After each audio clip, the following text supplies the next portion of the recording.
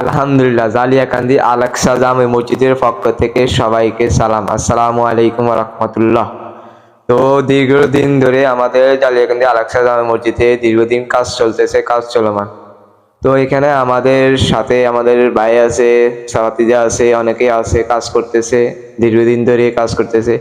আমাদের এখানে ফ্লোর দুইটা আগে ঢালাই দেওয়া হয়েছে, এখন আজকে আমরা আরেকটা ঢালাই দেওয়ার উদ্যোগ নিয়েছি এবং কাজকে ঢালাই কাজ শুরু করে দিছি।